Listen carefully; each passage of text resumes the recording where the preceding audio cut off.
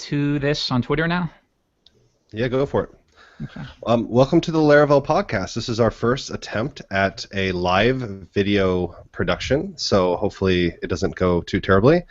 Thanks to Taylor Otwell and Jeffrey Way for showing up. Say hi, guys. Hey. Hey. It's a little weird not being all audio, and so we can't actually edit ourselves, so we have to be sure to be careful. Very careful. I think we might be hoping to rely a little bit on questions from people who are watching. So we're using this Google Hangouts live on air, and there's a Q&A app. So maybe, well, I think you posted the wrong link there. Oh.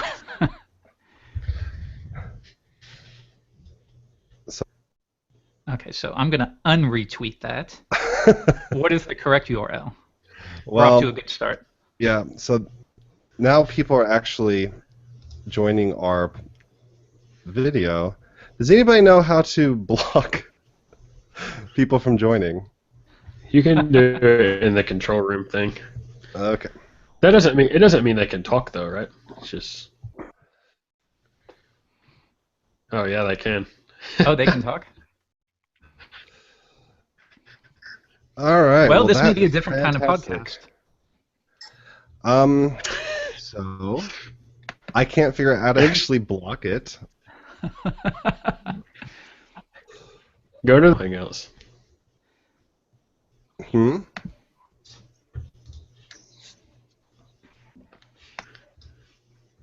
In control room, you can set like what permissions people have. Yeah, I've been like kind of. Oh, I just muted Taylor there. Oh, just muted Jeffrey. This is going super well. All right. So, we're still the only ones talking though. Like, are we sure? Maybe that's just showing us who's watching. It's totally not. Oh. I'm just being polite. There you go. Yeah. Okay, he can't talk.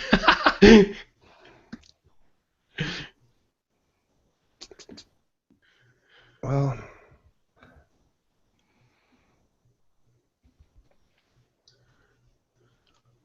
I am actually out of ideas. So for now, if you join, don't talk. This was a great idea. Okay. I think, who thought of this? This is awesome. Okay. Cool. So now that is all not actually behind us, do you guys want to talk about some of these questions? Yeah, let's do it. Let's go for it. All right, so should we start at the top? Actually, they're voted up. That's kind of interesting. Yeah. So it says people are saying that the video call is full. It says, I think because they're trying to join the wrong link. What link should I be sharing? Yeah, let's figure that out. We already have. Here. Can you just tweet it, Sean, and we'll retweet? I'm on it. Because I have no idea what's happening. We have totally effed up. Live Laravel podcast sort of working at. If we're developers and we don't know how to use this tool, like how do regular people? Here we go. Okay. Probably Retweeting.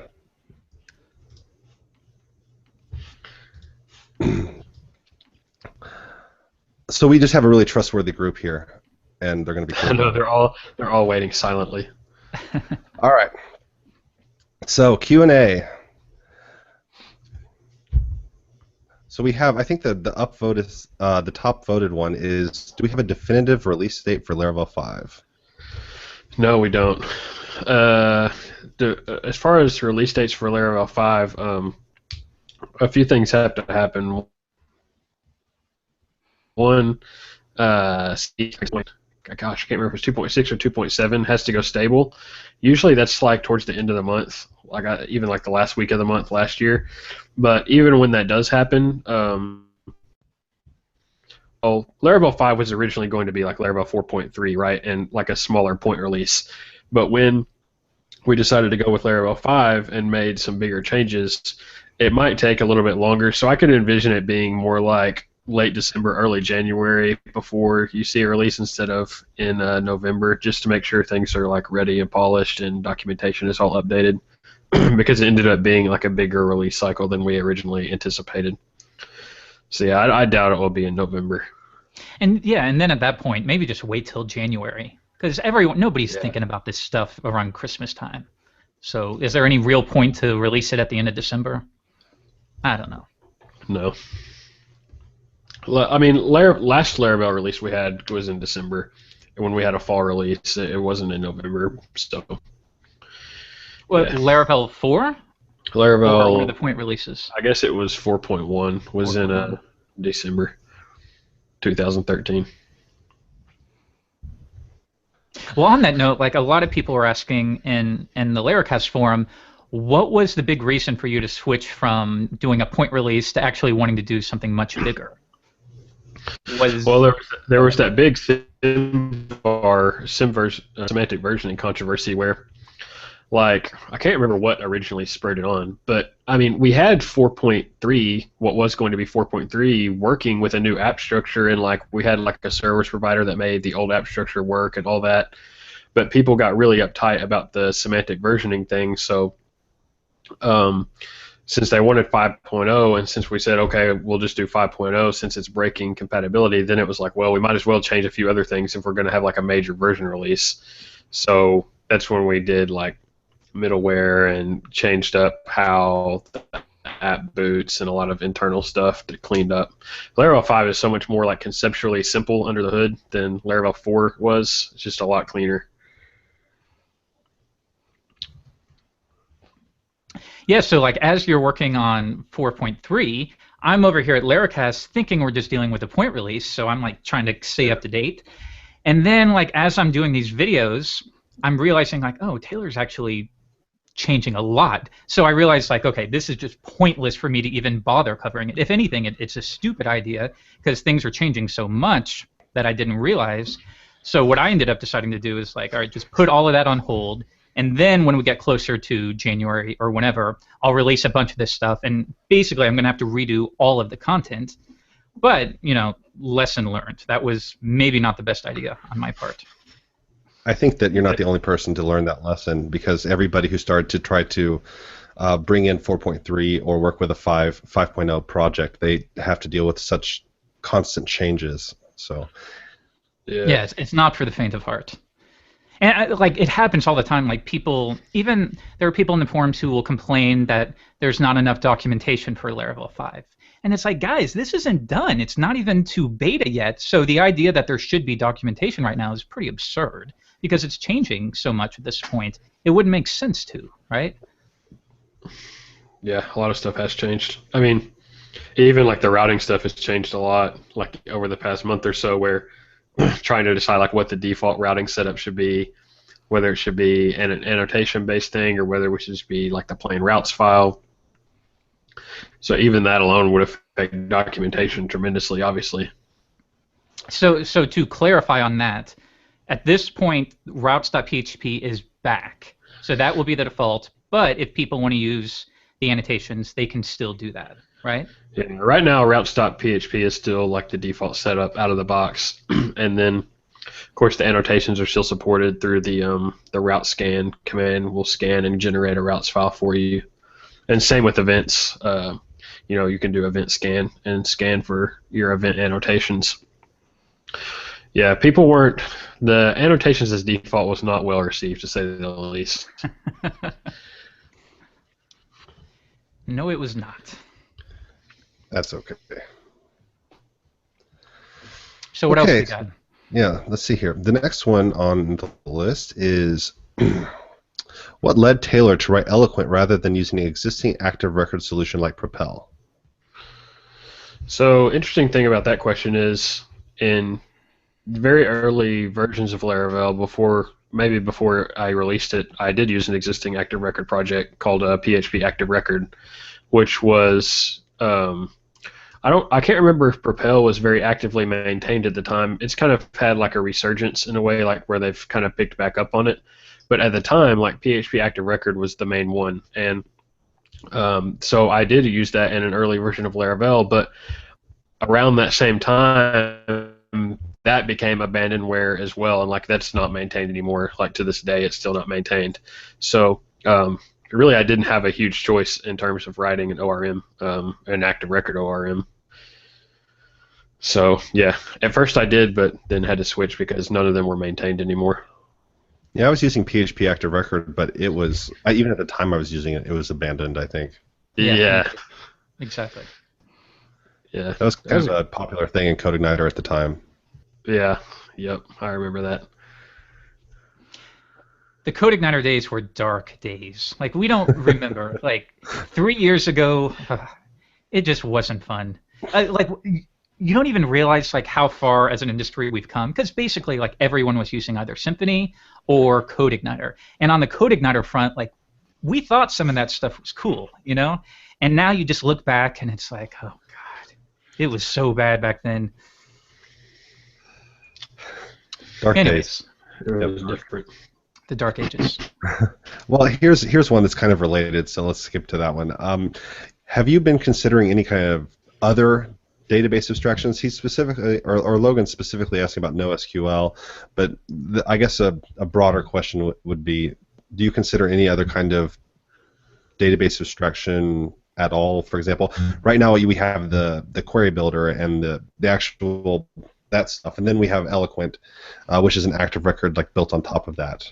Any thoughts about any kind of tools? I haven't really, because they're just like really challenging to write. In ORM, it's probably the hardest part of the framework to write and to maintain because there's just lots of features to it. And then secondly, like we have pretty good solutions for some of those things. Like for example, we have Eloquent is probably one of the best ActiveRecord implementation out there, but Doctrine is a really good data mapper implementation, and Doctrine also has a MongoDB layer, and there's various other MongoDB layers. So I haven't really given it any serious thought. I have used Doctrine a few times, and I've tried to like layer some things on top of Doctrine to make it have some Eloquent features. So like an easy way to convert Doctrine things to JSON for your responses and stuff, that would be something you would do a lot with Eloquent. But that's about the extent of it. I doubt I will be writing any more ORMs. They're really hard to write and a pain. Yeah, and a lot of people are working on something like Doctrine now. So I guess if you want to use something that's not an ActiveRecord, maybe just consider Doctrine or another external package. Yeah, there's a lot out there. It takes a lot of effort, so it's probably best to be maintained by someone else. Yeah, especially when you get to the data mapping stuff, it can become stupid complicated with like unit of work and all that other stuff. Yeah, like the first like 90% of an ORM is pretty easy, but like that last like 10% of features that really like make it robust are really challenging. Yeah, and so much has to do with just how it's designed. So, I mean, feature rich or not, it's the design in the back that makes it actually not break under weird situations. Yeah. Good question. All right. Let's see here. Kirk asks, what kind of workflow do you use, Taylor, when working across so many different Git and Composer packages? So I guess he's talking about how Laravel's broken up into multiple packages and you're working across all of them? Yeah, maybe so. I have some... Well, just from a basic level, I have all the repositories cloned down, and then I have some bash commands actually, so that like Laravel framework, that's a composer package, but a lot of times like I'll want to hack on Laravel framework in the context of like an existing application. So I have some bash commands that rsync that stuff in between projects. So like I can be working on the Laravel framework repository, and I run this bash command, and it copies that whole framework over into like a fresh Laravel app, so that I can like play with it and test it without committing it and waiting for Composer and stuff. So I have some little like scripts that I've written to make working that way a little easier across multiple Git repositories. As far as just other tooling, I just use like GitHub for Mac for like the UI and stuff like that. But those bash scripts save me quite a bit of time. Yeah, I usually think that we can probably script up a lot more than we actually do. Yeah, I want to release some of those scripts on GitHub, even just on my personal GitHub, because they're kind of useful for working with across like multiple Composer packages. Cool. Now, this is something we've actually talked about quite a bit, but it's getting a lot of activity. in the chat right now. The question is, as the Laravel community grows bigger month after month, is there any plan for an LTS version of the framework? Now, I know that we've talked about it a lot, so maybe we don't spend a lot of time on it, but if you want to kind of give a quick response, we can kind of move on. Yeah, I haven't really, there hasn't been any official plans for an LTS version. We've always just kind of taken this like good faith approach to security fixes where, one, they don't come up very often, but the ones that have come up, we've always just backported, like all the way back to 4.0. And I assume when 5.0 comes out, we'll keep doing that, but there hasn't been any official talk of an LTS version, and even what that would mean, so. Yeah, like on that note, do you feel like Laravel's getting so big at this point? Do you feel more and more pressure to like formalize everything and get everything down on paper? Like that boring stuff that a lot of bigger projects end up having to do. Is that pressure you feel? Like I would think if I were you, I would want to avoid that as long as possible. Yeah, even if we don't have like an LTS version, it could be useful just to set down in writing what is our policy for updates to past versions. Obviously, we're not going to backport just like new features, but in terms of security things, what our policies are going to be would be probably pretty useful to add to the documentation. I could see businesses wanting to know that, especially. Yeah. And especially as Laravel, the barrier to entry kind of seems like it's kind of rising. And we have talked about that actually a little bit. Do you feel like the barrier of entry, some of the ideas we've had was that Laravel is becoming more simple and more unified. It's fewer disparate systems working together. It's like more homogeneous. There's the IOC container and then middlewares and all these other subsystems working together to provide the same functionality that these separate subsystems have been delivering in the past. So in a lot of ways, with the way that service providers are bringing in a lot of the functionality of the framework in 5.0 where that wasn't really necessarily done in 4. I mean, yes, there were service providers in 4, but they're all behind the scenes inside the framework. Yeah. Loading that stuff up. So we have talked about how it seems like Laravel is becoming more complex, but it also seems like it's becoming simpler. How can we mitigate that as a community, and how can you mitigate that as the author? Because I think a lot of what people are talking about right now, for example, in the chat, is that Laravel's simple and easy to pick up, and people like that. So how do we keep that from becoming a problem? How do we keep it from becoming too complicated for people to pick up? Yeah. How do we not lose that that value of being able to be easy to pick up, but you can get a lot of value out of it even as you progress? Yeah.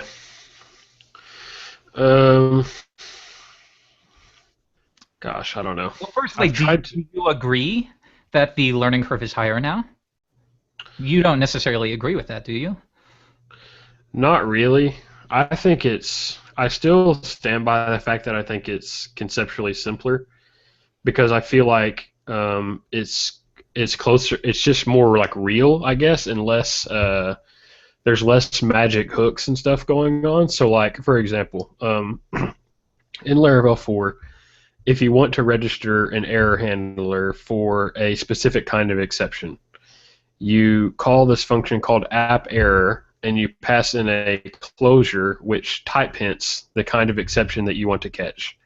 How that is ever called or where that is ever called is totally hidden from you. That's totally invisible. It's just, this will be magically called when this kind of exception happens. That might seem easy, but to me that's actually like really, really kind of strange and magical. So in Laravel 5, you have basically two what's called kernels. You have an HTTP kernel and you have a console kernel, and those are the two entry points into your application, either through the command line or through the web. And in that kernel, you have a try-catch block, just a regular PHP try-catch block that kernel passes the request off to your application, and you can catch just any exception you want right there, just like a try-catch, just like plain old PHP. So to me, that's simpler than having like a magic type-hinted closure that somehow gets called internally by the framework. Like, why wouldn't I just have like a simple try-catch at the very beginning of my application if I want to handle a certain kind of error?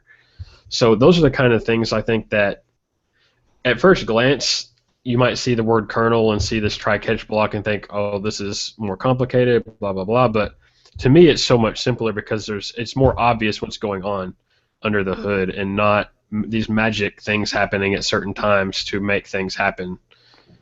Does that make sense?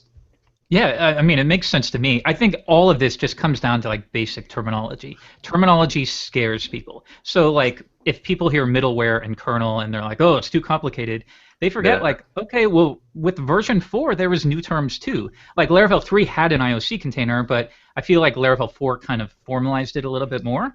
And, you know, it's fair to say back then, like that was kind of a new concept to a lot of people. The idea of a service provider was very intimidating. I think that was introduced in Laravel 4, right? Yeah. That was a new concept that scared people, but it's like just take a little bit of time and you're good to go. These aren't the most complicated things in the world. And also kind of the cool thing, which we've talked about in past podcasts, is like with each new release, it kind of levels up the whole community. We introduce some of these new terms that people may not know about, but you'll learn it, and then we're good to go. Everyone's a little bit better. Yeah.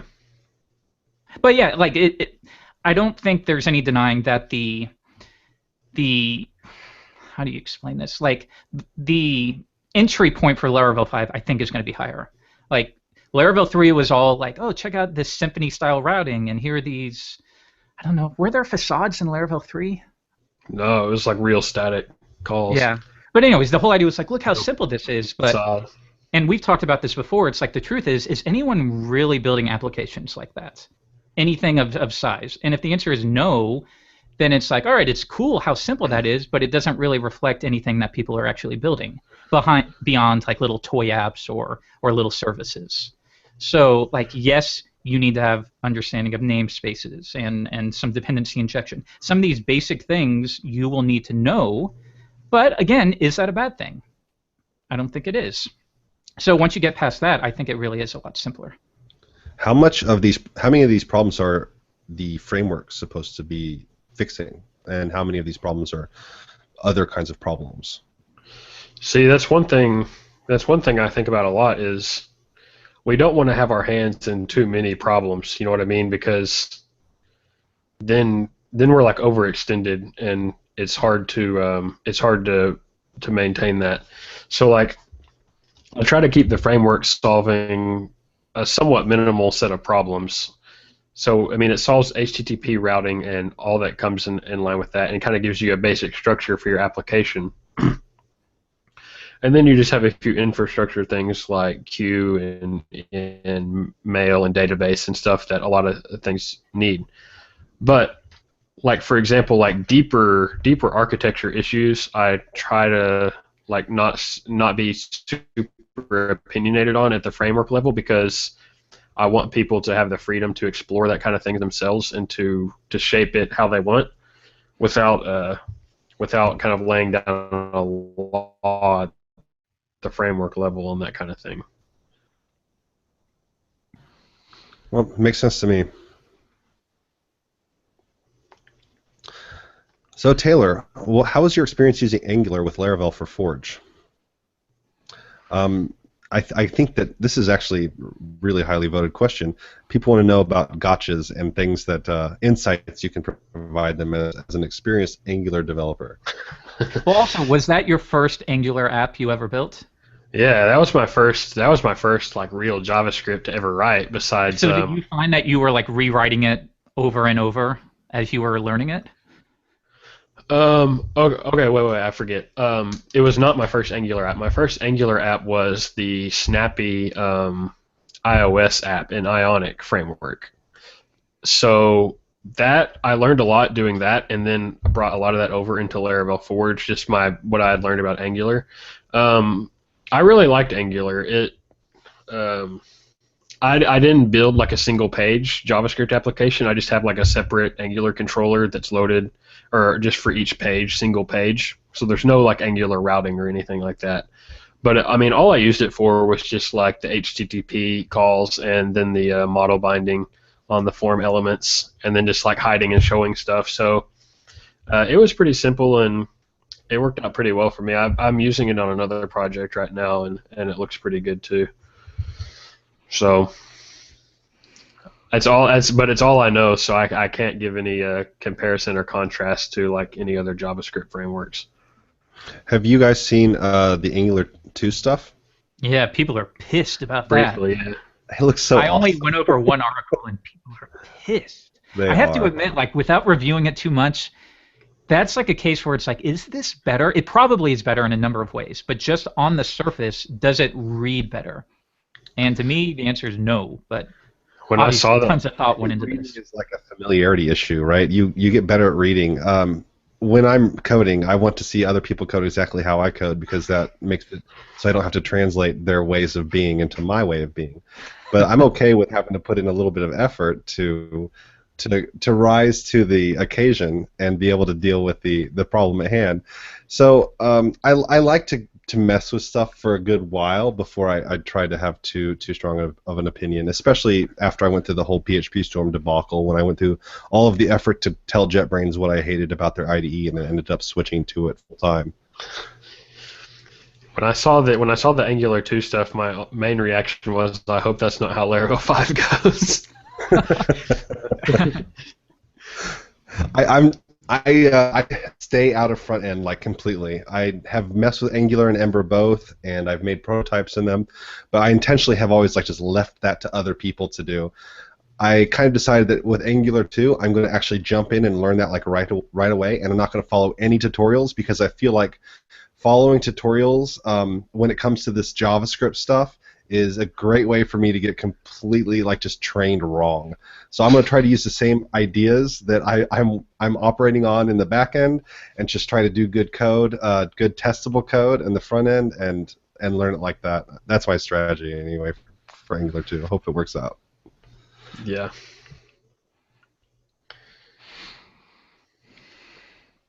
What else? All right, so here's one for Jeffrey. Jeffrey, will you publish new screencasts on roles and permissions? Okay. Next question. Okay. He says yes. What everybody should do is just post feature requests for Laravel and Laracasts into the Q&A, and we'll read them all. No, like, all right, to talk about this, on one hand, like, not on one hand, but it can be difficult with Laracast because at all times there's one group that's not happy with something. So, for example, when there was a period of about a month where I was covering some more advanced topics, all of that command-oriented architecture. That's some higher-level stuff that I was focusing a lot. So there were a bunch of beginners that were complaining because like they're not quite ready for that, understandably, but there wasn't as much content for them. So now I'm doing this like whole series I call Object-Oriented Bootcamp, which is really like, okay, you want to use Laravel, but you're not quite ready. Like you need to brush up on some of these concepts. So now I'm kind of focusing on that, and other people are getting upset that there's not more stuff. So it can be frustrating sometimes, but I can understand that because when somebody's putting out like 1,000 videos a month, it can be really easy to complain about not enough material being covered. yeah, I want to be like, okay, if this video I released isn't for you, then watch one of the other ones that I've recorded in the last year. But I don't know. I get it. Like people are signing up, so they always want something relevant to them. But I'm just one person, and I like the fact that Laracast is just one person. Most sites aren't like that, and it's very difficult to learn because you have all of these different styles of teachers and what approaches they have, and that can actually sometimes be difficult.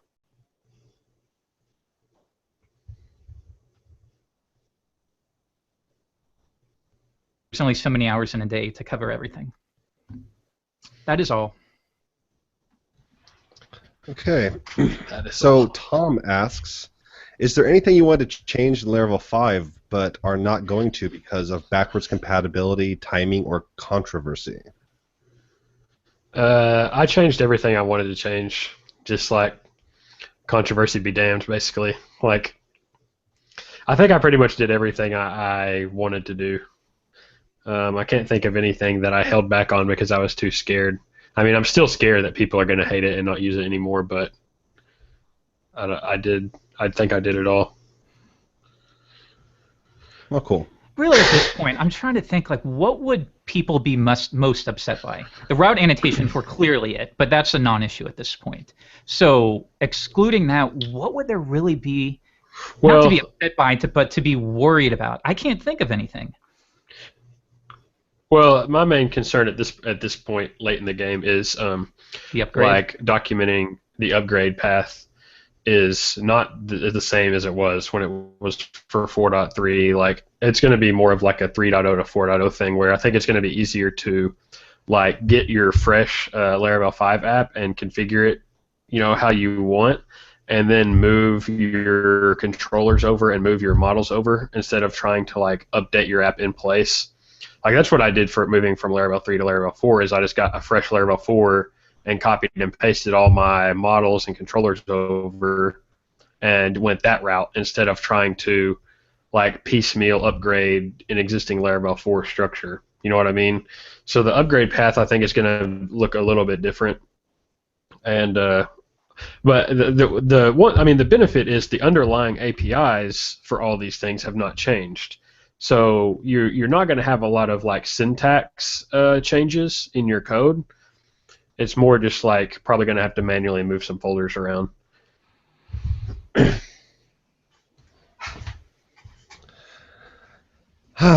we're just going to hit this one real quick. Taylor, are you using PHPStorm? No. Why not? Go for it. I think he started using it, and then he was like done by the end of the day. Is that right? Yeah, gosh, I did start using it. I don't know. I don't hate it. I'm getting more. Every time I use it, I feel like I get a little bit closer to being like, I could do this. So like maybe 2 or 3 more tries, and I'll be like, it will actually stick. It's really tough. Like I was tweeting about this the other day. Like Sublime and PHPStorm make the best editor ever. So like I don't just use PHPStorm. Actually, I use Sublime like quite a bit when I'm doing edits and like quick fixes and stuff like that. Sublime, like, clearly it's so fast, and you forget like PHPStorm is fast for an IDE, but you switch back over to Sublime and it's just ridiculous how much faster Sublime is. So it's hard to abandon that. But I did find that like when I'm actually building up my classes and all of that stuff, I don't like using Sublime at all at this point, just because PHPStorm makes it so much easier. Even the stuff like creating properties and then assigning them in the constructor, all of that stuff that even if you have little shortcuts, it still takes a while in Sublime, whereas if you use PHPStorm, it's literally one keystroke. So, yeah, I use both. I am getting tired of all that. My question and you is can create macros in Sublime, but it's still not as flexible. How do Sublime Text users manage their namespace imports? Manually. Very poorly. I can tell you that. Use Symphony/X/Y of the full class name. Yes, I typed every full name in. Yeah, I mean that's where it gets really hard. Like, okay, I'm pulling in some kind of like Symphony component, and I don't know the API very well. So the first thing I have to do is like find out which class I need to import, and then manually type that in at the top. And then I don't have auto-completion, so I would have to switch back over to the class and review what the public methods are. All that stuff just kind of becomes a nightmare for me. Yeah, that part does suck, and that does make me want to switch. I'll try it again today. I'll try it after the podcast. Sometimes there's stuff that the intelligence just can't figure. he'll try. It'll be okay. So, but sometimes you have to actually like put like little annotations in line to tell PHPStorm, okay, I'm resolving this from a container or something. You don't know what class this actually is. You know how like in Java or something you might typecast something to a more specific to what class it actually is when you're accepting an interface? Yeah. So I can't do that with like PHPStorm, so I can have autocomplete and stuff because I don't know what methods any of my classes have apparently. I bet that makes you really kind of more in touch with your like namespaces and stuff like that if you have to type them all out manually. Yeah, that's one way of putting it. More in touch, yeah. Taylor, where do you see Laravel in the next 2 years? I just hope we're all still here. Honestly, like at this point, like I get to this point like late in these development cycles where I'm like, I'll be happy if anyone still uses Laravel, because like I feel, I don't know, I just get like very nervous during release cycles that I hope everyone is satisfied with what comes out. So if we're all still here, like liking building web applications with Laravel 2 years from now, that will be really great. But it's hard because there's a big group of the PHP community who's like, oh, don't worry about Laravel because it'll be gone in a few years, and that's the cycle. yeah. And what's hard is like, that's true, but at the same time, I don't know. Like Rails has been here for years and years. Yeah, Is that like a good mindset? Like, oh, Laravel will be gone and there will be something else, so don't worry about that. Well, barring some extreme event, I don't see Laravel disappearing. Like Symfony's like 9 years old, yeah. So it's not like that's got to happen. Phil Sturgeon likes to say that all the time about how it's going to be gone, blah blah blah. But he's comparing it to frameworks that did not have the same critical mass that Laravel Isn't Laravel had. the most used framework, like at all, like total, right now? I mean, it's the most active PHP project on GitHub, if that's how you want to measure it. And like the projects that people compare it to say like, oh, look at this framework, it died out. Like comparing it, Kohana and Laravel are not in the same league, even though you may feel like they were similar in terms of popularity. They're not. Like it's a lot bigger than that, and it's not just going to disappear, barring some extreme event. I just hope everyone is satisfied with the upgrades. That's the part that makes me the most nervous, is that people will get tired of like anything forward and kind of get disgruntled. That's my biggest fear, I guess. I think that I'm going to answer this question, where's Laravel going to be in 2 years? Because I have no control over it at all, and I'm just going to after working with Taylor a little bit and watching this whole thing kind of come together, I think that Laravel is going to basically evolve to be what Taylor perceives as the cleanest way to accomplish these goals as he gains new understandings and insight into all these things. Plus, you have to use the version of Laravel and learn from it, and then you can iterate it on it that way as well. So there's going to be internal and external learning that's going to come together, but I don't think that it's going to just start gaining new features. I think that it's just going to be help with the way that the paradigm's shifting and in the culture, and kind of keep up with the culture. Yeah. All right, Taylor, do you want to choose a question here?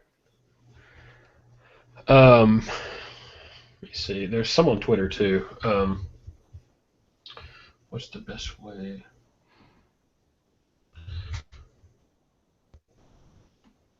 Man, look, I'm looking through these questions. Okay, let me comment on this dollhouse. My wife and I bought a house, and in the attic, it's like really dated. They had remodeled the entire house, but the attic is like from 1920s. So if you look behind me, you can see like pink flowers, and I didn't pick this, so don't think this is like my design decision. But I do record screencasts up here, because if you can see the walls, it's very slanted and curved. So that makes it really good for recording videos. So that's the only reason why I'm up here. This is not my office. Don't judge me. Don't upvote that question anymore. Okay. Did you find one? Someone commented on Laravel performance, how to help improve performance of large Laravel applications. One thing regarding performance in Laravel 5 will be the route cache, which is a huge performance increase if you have a big code base. Another thing is it's fairly easy to node balance PHP. So like I have that, like on Forge we have a node balancer and a few web nodes, even though it's really overpowered. We don't really need them, but that's Laravel works really well in that environment, or really PHP does in general. But Laravel, since it has drivers for like memcached and Redis and stuff for session, it's very easy to like break that out and balance it all out. So that's one way to do it. Another way is, a lot of times if I'm doing like API heavy stuff, I will just use like the query builder or something instead of like a full eloquent call, especially if it's like a specific query that's hit quite a bit. Then that can save you some CPU cycles too. So, in what ways can the Laravel framework itself? In what ways can that become a performance bottleneck? The biggest performance bottleneck in the framework itself is going to be if you're doing a really heavy eloquent stuff, because like hydrating out all those models and stuff is going to be probably the first bottleneck you're going to hit in like a big Laravel application. Now, do you feel like that's just a consequence of using ActiveRecord as a pattern? It's just a lot of stuff an ORM does for you, like in the way it mutates attributes across every record it pulls, and the things it's checking and doing. I mean, I have words I don't have any bottlenecks like that, but I have talked to a few people that are like trying to milk more performance out of an app. Usually, if they're hydrating like 1,000 eloquent models in like a single request or something like that, that's not going to fly usually. Like you're going to have to drop down to a query builder or something like that. And I assume that's the case with a lot of ORMs, but event sourcing. So Taylor, why are form and HTML builders no longer part of the core? Because the person asking this question suggests that they're used in like every Laravel project that they've seen. Yeah. Yeah, that pissed people off, Taylor. Is that part of a grand scheme? Is like step one of a multi-part plan? So the form and HTML builders, like people are really opinionated on how those should work and like what features they should have, and it kind of creates this disproportionate amount of pull requests and issues on the framework for the HTML and form helpers compared to everything else. And so it made more sense just to say like, we're going to split these off into separate packages and you can continue using them if you want, but from now on we're going to let the community decide how they want to do their HTML and form helpers, just because it didn't feel like the amount of time that was having to be put in to manage those pull requests and issues did not equal like the payoff that having HTML helpers gives you in a framework. Like it just didn't match up. So it's just better to let to kind of farm that out. Plus, people are always asking like how they can help with the framework, you know. So this is a great opportunity. Yeah, are you getting a lot of help, Taylor? Are a lot of people coming to help aid the framework, aid the cause? Actually, there have been a lot of people that have been really useful during this whole Laravel 5 development cycle. Like a lot of people, even though sometimes I get frustrated by people getting mad that things are breaking in Laravel 5, there are a lot of people that are using Laravel 5 and providing like useful feedback, like, you know, hey, this isn't working, and they're not saying it in like a complaining way, but just like posting an issue on GitHub, like this needs to be looked at, blah blah blah, and so that's been really helpful. Taylor, I have a question for you. When building Laravel Forge, you're kind of you're doing the developer as a business thing, right? Developer as a business person thing. What have you learned about running the business and running all of that you could share?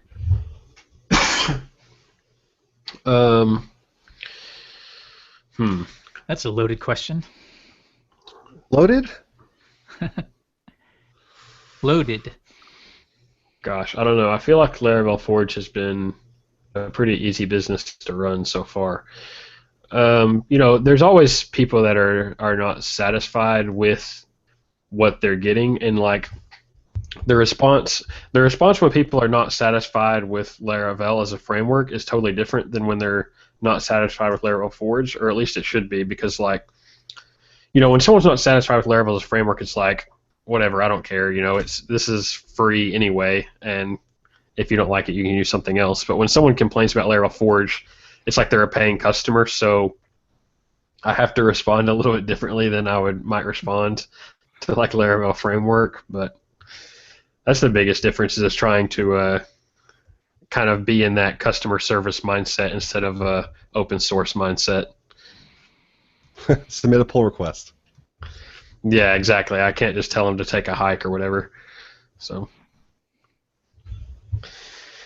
It can be a little challenging. I mean, because Forge is still a very cheap product. I mean, at $10 a month for someone that's managing, for example, Userscape, we manage probably 12 or 13 servers on there.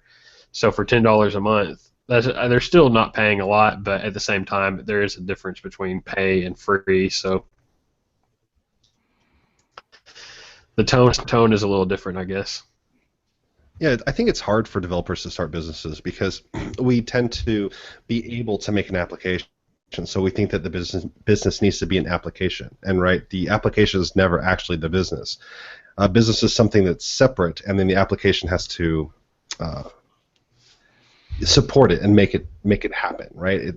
It's almost like our web applications are just automated people. So if we like program all these people to talk to each other and solve the problems for us, then we could probably get it done. But I think that for me, as being I've been on a lot of developer business projects, and very few have panned out because we get into like the developer mindset of how are we going to implement all this stuff? Yes, we're developers. We're going to knock this app out of the park, but without the business focus, it didn't really work out. And that's something that has really kind of become super clear to me in the past couple of years as I've started to get not awful at this other stuff. Yeah. What about you, Jeffrey? How does running your own business give you new insight into what you're doing? Running a business is hard. Like, a lot of people say, like, oh, Jeffrey gets paid to learn because, like, I learn and then teach this stuff, but it's not quite as nice as that. Like, just the day-to-day business of running Laracast can sometimes be a little overwhelming just because it's all me. So it's like even things like handling customer support threads, like I hate it, just to be frank. Like obviously you have to respond to these people, but it takes up so much of my day now at this point where I want to be like working on other things that will actually make Laracast better. I have to do just kind of day-to-day work, so that can be very difficult for me. But other than that, like it very much was the best decision I ever made. I had this joke I talked about a couple months ago with the last company I worked at, Envato. Joining them was the first best decision I ever made, and then leaving them was the second best decision. So, like, I don't know what the moral of that story is, other than like, don't get comfortable or always be uncomfortable. But yeah, like it's a mixed bag. Running your own business, I don't know. Taylor may have it better than me, but like it feels like I'm never not working.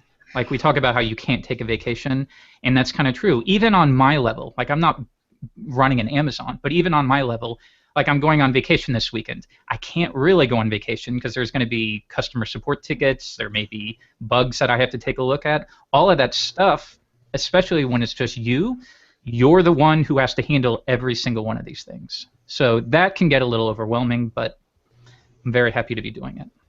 Especially when you intentionally say small, right? It's not like you couldn't have other people doing work for you, but you want to be that one person who has a single voice and all of your product is unified in that way. So this is kind of a natural consequence of that, right? Yeah, exactly. I mean, maybe I'm a control freak, but like I've seen some of the downsides. Like at the last company I worked at, we'd have like 6 people working on some kind of product.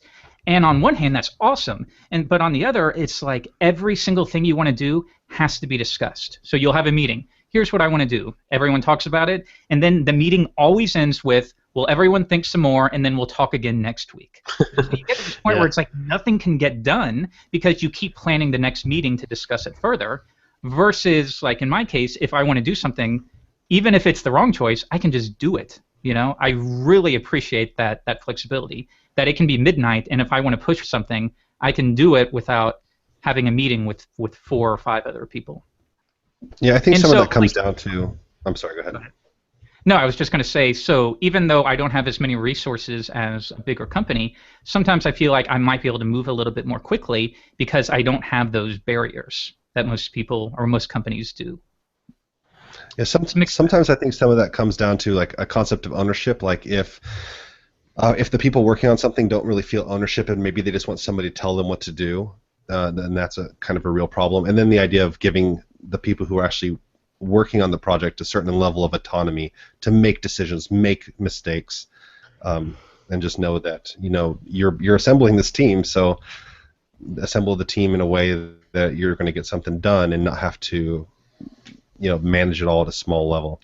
Yeah, and that's what I worry about. Like, Laracast is at the point I could hire 1 or 2 people if I wanted to, but I'm like trying to push that off as long as I possibly can, because once you do hire people, you have to deal with their pay. You have to deal with you have to deal with dealing with them, and working with them and making sure they're involved, and that has a cost. So I'm trying to push that off as long as I possibly can.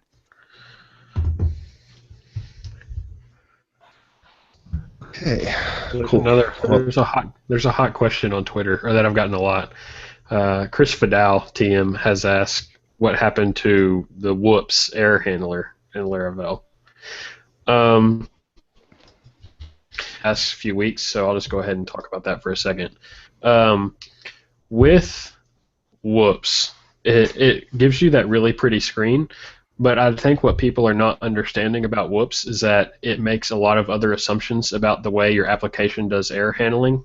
And what I want, and what I'm still open to putting in Laravel 5, is I want something where I can hand it an exception, and it gives me back a HTTP Foundation response, and that's it. That's all it does. It just turns that exception into a pretty response that I can send back to the client.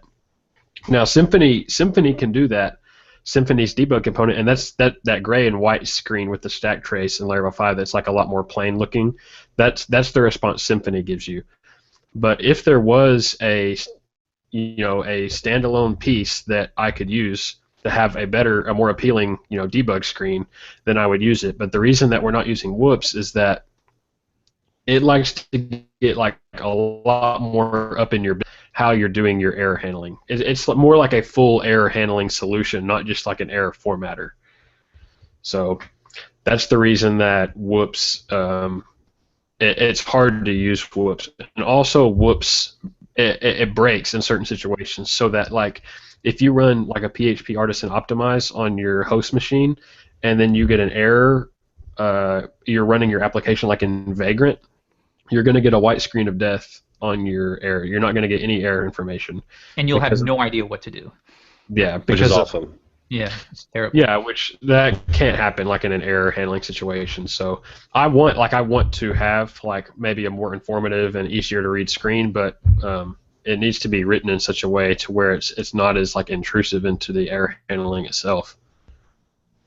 So shout out to all PHP package makers and people working on that kind of thing. Whoops is nice in some ways to be able to click through it and like that, but I mean a simple stack trace is really all you really need most of the time. You don't have to go too much deeper. Yeah. It has broken on me before, and I just had to spend my time fixing it and mess with it and with it, and that's why I decided, okay, this is just one abstraction too many.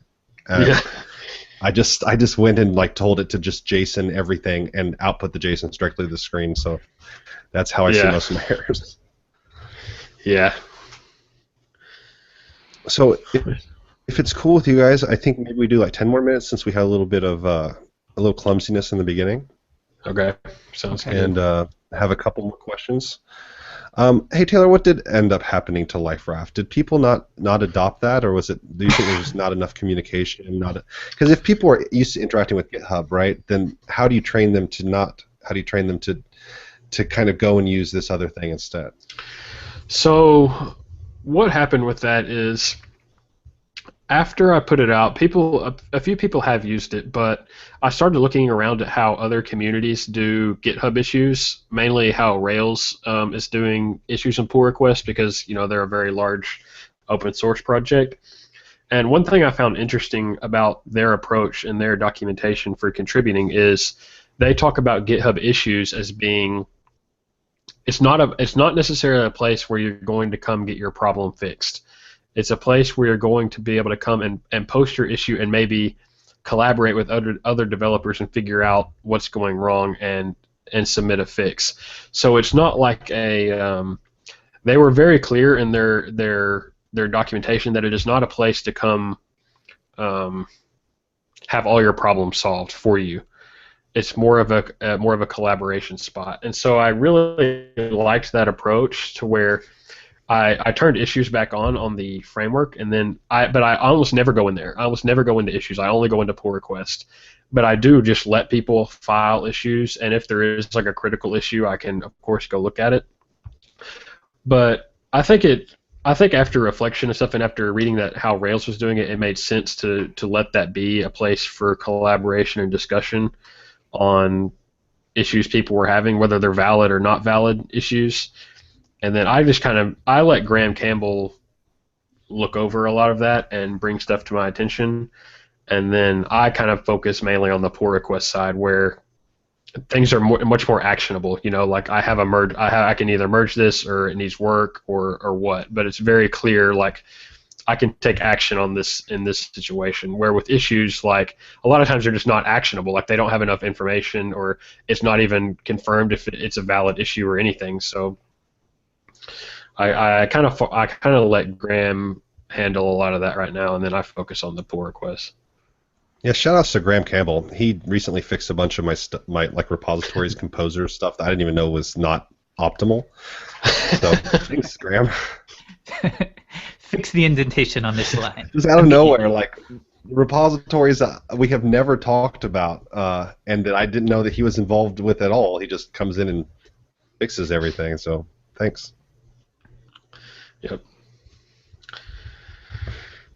Yeah, and it might be nice to get a few other people in there soon, just kind of looking over issues and commenting and either closing or like some way of escalating them or pinging me, you know, if they need my attention. I could see it being useful to have 2 or 3 more people in there. Here's an interesting question for Jeffrey. Jeffrey, do you still work on real projects other than sample apps and tutorials? So I guess we're making a distinction between sample apps and tutorials and like client work or something like that. I know you kind of built Laracast, the actual web app, but that kind of begs another question that I want to ask you, which is, do you worry about not being sharp eventually because you're not working with clients and stuff like that? Is that something that you're concerned with? No, I'm thankful I'm not working with clients anymore. I did it for many years. I kind of hate it. You know, I started out probably like a lot of people just doing kind of freelance work. And that's kind of a nightmare because they're never happy. And even if you do it right, they may not be happy. So I hate that part. So now, like, when I'm not doing like education type stuff, Laracast is the product I build. I build every ounce of that product. And so, like, even for something like that, it's not the most complicated thing in the world, but there's thousands and thousands of lines of code in there. Everything from like billing to the forum to all of these various things, all these different workers running. So even a project like that builds up pretty quickly. So these days, like, all my effort gets put into that, and I'm thankful for it. So in terms of like not being sharp, absolutely not, because I'm coding every single day. Literally every single day. There's not a day when I'm not like working on some kind of project, whether it's a package or the Laracast code base or teaching something or researching something. So no, I'm not worried about that at all. For me, I've been working client work and doing a little bit of, you know, other stuff, coming in and talking to developers at companies, and I'm starting to do so much less client work and stuff like that lately. My time is starting to be filled with other things, and I am actually kind of becoming nervous. I'm not being forced to solve problems that I wouldn't come across on my own. All those weird things that, you know, for example, you know, like the statistical modeling stuff we've talked about before, and some stuff like that. Having to figure out how to solve those problems wouldn't come up to me if I wasn't being forced into doing somebody else's dirty work, you know. So I don't know. I'm kind of trying to figure out what is the correct mixture of things to make sure that I'm kind of what I need to be over the coming years. So I mean, it's something that, you know, maybe we could talk about more later. But yeah, I've been having some doubts about not doing workflow. Does this ever cross your mind? Is this something you're worried about? Me or Taylor? Taylor, sorry. Sorry, I didn't hear. You know, it's been really nice for me because at Userscape I still do projects, and like we have a project on Laravel 5 right now at Userscape that really showed me a lot. It showed me a few things in Laravel 5 where I just thought like this is kind of sucky, and fixed a few things. So, and then of course with Forge, which I don't do a lot of maintenance on, but it does kind of show me some things. But yeah, having Userscape is still a really nice dog fooding opportunity for me and Laravel, and how staying sharp on things and building real apps, not just like building the framework in a vacuum, which was always like a huge fear of mine, that I would be building like just in the dark, just guessing at what would be nice in a web framework, which is like the worst way to build these kind of tools.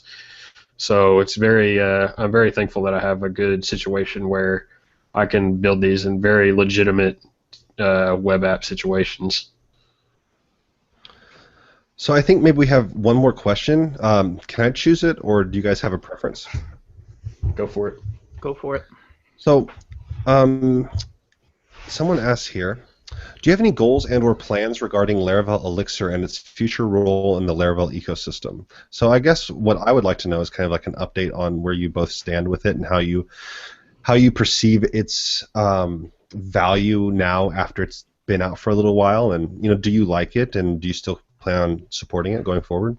I feel like people think Elixir is a lot bigger than it is. That's sort of like even the fact that some people have upvoted this question. Laravel Elixir is just a little wrapper around Gulp to make some of these things that basically everyone does a little simpler. So if you're starting out a project, maybe you just instantly want SAS support. Well, you could like set up Gulp and then create these tasks and set up the correct directory paths, or you can type mix SAS and you're done. So really, there's nothing more to it than that. It's just a little wrapper around some Gulp tasks. So like, I don't know, maybe Taylor has a lot more in mind. We'll have to talk about it, especially when we get closer to Laravel 5, but I just don't feel like it's a massive tool that, I don't know. What do you think, Taylor? I use it, like I'm using it on my new Laravel 5 project, and I really like it. I mean, mainly because I just got me started so quickly, and I just kind of started using it and then forgot about it, and it just works. So I really like it. As far as the future of it, one thing we did early on was make it so that people can write extensions for Elixir, or really Jeffrey did. I didn't have anything to do with it, but it made it so where you can write extensions for Elixir basically as node packages. So because early on we were getting like a lot of feature requests, understandably, for like, oh, it would be neat if it supported X, with the short syntax and stuff. So that was probably one of the best decisions I would say we've made with Elixir, is letting people write extensions as the node packages so that it's very customizable and extendable while still having like a really clean, neat interface. Yeah. But beyond that, it's just not that complicated. If you think about your typical project, you're probably doing some kind of CSS compilation. You're probably combining some set of scripts or style sheets. You might be doing some versioning or something like that. But beyond that, it's like we're not dealing with the most complicated stuff in the world. And if you are dealing with a situation that's pretty complex, you don't have to use Elixir. This isn't going to be for 100% of people. It'll be for 80%. And for the 20 who need something a little more specific, then use Gulp like you always do. There's nothing saying that you can't use Elixir and then also write your own Gulp tasks. So it's just a small convenience in my mind. Yeah, I like it. Well, I think that should do us for about an hour, and I want to thank you both very much for showing up. Thank you so much for showing up, and all the people who are in our Hangout who have been really awesome and not disruptive at all. That's amazing. So thank you. We have full admin access. That's impressive. Nice lack of trolling. But yeah, so I guess we will be back for probably a not live podcast next time. But yeah, thanks for watching. See ya. See ya.